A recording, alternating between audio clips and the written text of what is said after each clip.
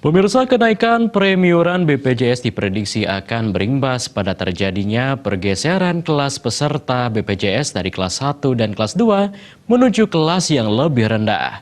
Mengantisipasi hal tersebut, rumah sakit pemerintah dan swasta yang menerima pasien BPJS diharapkan menambah fasilitas untuk menampung lonjakan pasien BPJS kelas 3.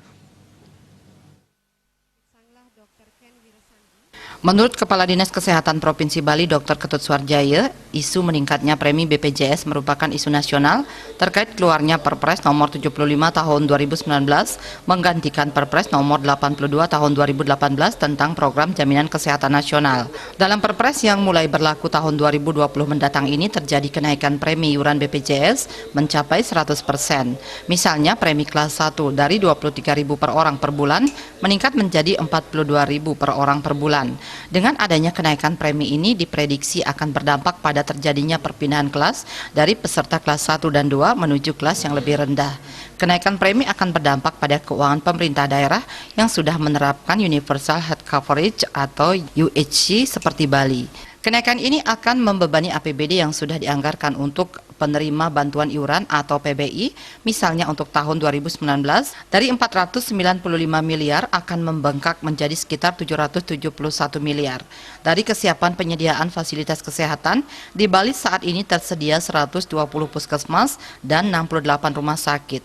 Sangat besar terdampak adalah pemerintah daerah yang sudah UHC, seperti Bali. Bali ini sebenarnya sudah UHC tahun 2019 ini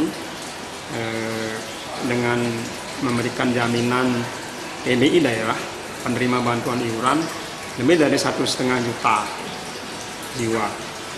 Tahun 2019 Provinsi Bali sudah menganggarkan lebih kurang 495 miliar untuk PBI daerah ini dengan premi 23.000 per bulan per orang.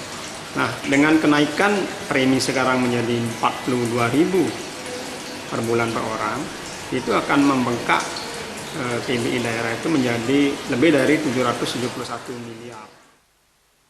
Sesuai kebijakan Menkes, rumah sakit pemerintah diwajibkan menyediakan minimal 30% kamar untuk pasien BPJS, sedangkan swasta minimal 20%.